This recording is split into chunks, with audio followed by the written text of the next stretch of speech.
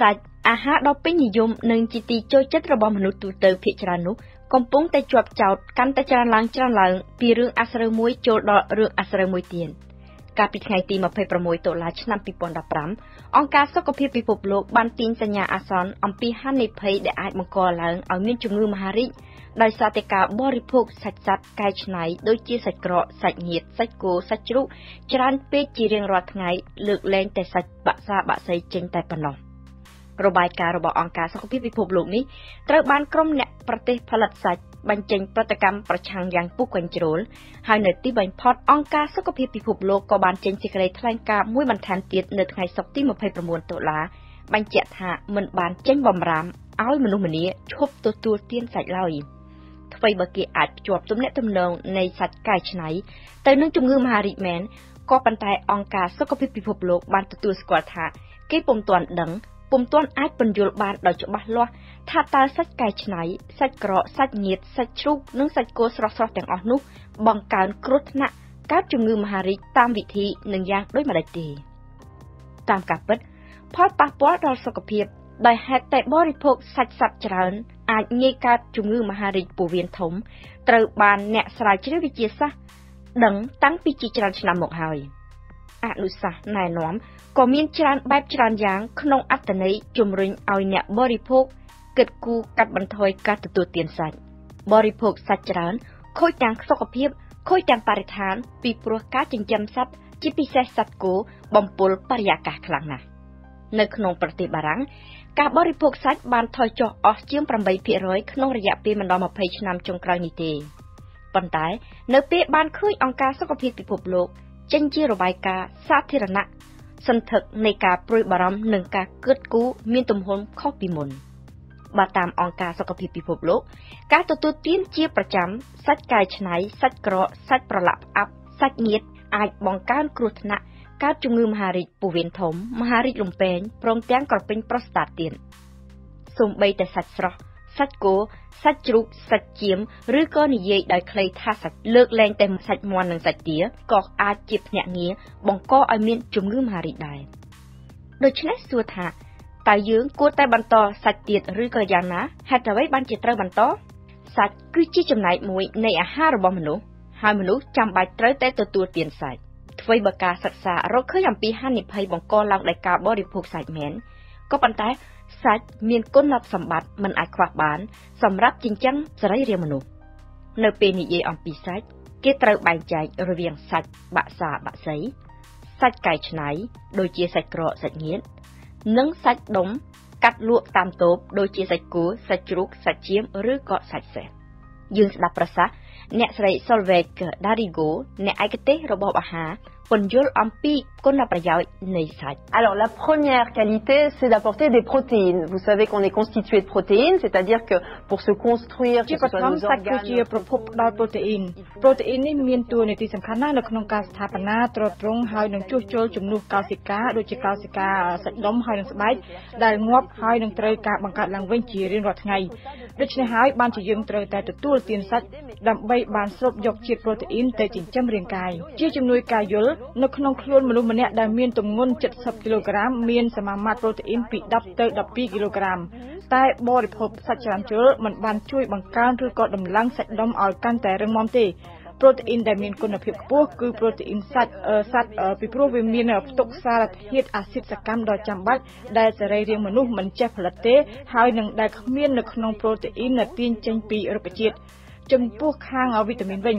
សាច់មានផ្ទុកច្រើនតែពពួកវីតាមីនប្រភេទ B មានជាអាចវីតាមីន B12 ដែលចូលរួមចំណែកក្នុងការចិញ្ចឹមគ្រាប់ឈាមក្រហមសាច់ក៏ជាប្រភពផ្ដល់សារធាតុរ៉ែដែកយ៉ាងប្រពៃដែលងាយបញ្ជ្រាបចូលទៅក្នុងការចិញ្ចឹមសរីរាង្គហើយសរីរាង្គមនុស្សក៏ងាយស្រូបយកជាតិដែកពីសាច់ដែរក៏ប៉ុន្តែដើម្បីងាយទាញយកជាតិរ៉ែត្រូវតែទទួលទានពពួកសាច់គោសាច់ចៀមហើយនិងpar l'organisme mais c'est vrai que c'est à condition de consommer des viandes rouges les viandes rouges c'est le bœuf l'agneau et puis les abats បើគិតអំពីប្រូតេអ៊ីនសាច់គ្រប់ប្រភេទសុទ្ធតែមានកម្រិតជាតិប្រូតេអ៊ីនខ្ពស់ទាំងអស់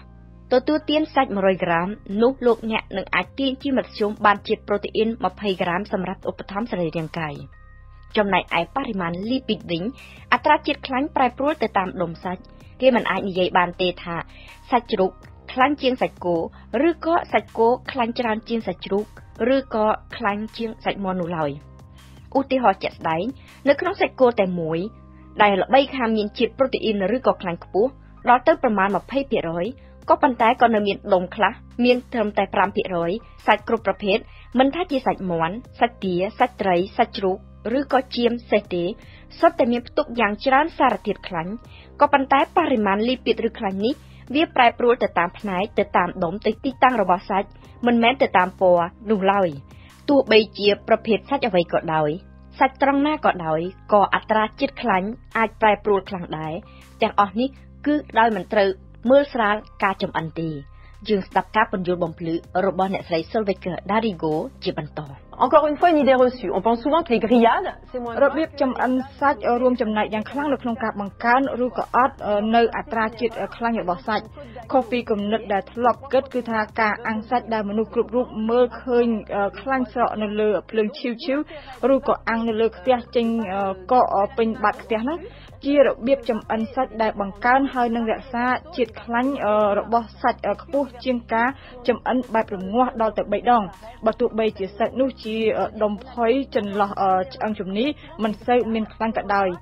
សាច់កំទេចដែលមិនសូវល្អមើលមិនសូវល្អញ៉ាំស្វិតវាវជាប់ខ្លាញ់ច្រើនជាងមែនក៏ប៉ុន្តែនៅពេលចំអិនដោយខឬដោយស្ងោររងាស់យូរកម្រិតជាតិខ្លាញ់របស់សាច់កំទេចទាំងនោះស្វិតរឹងមានទាបជាងសាច់អាំងដូច្នេះសូមកុំបំបត្តិឬក៏ឈប់ទទួលទានសាច់សត្វហើយនឹងកុំរើសអើងដុំសាច់យកតែសាច់ល្អផុយចូលចិត្តដុំណាទទួលទានតែដុំនោះអី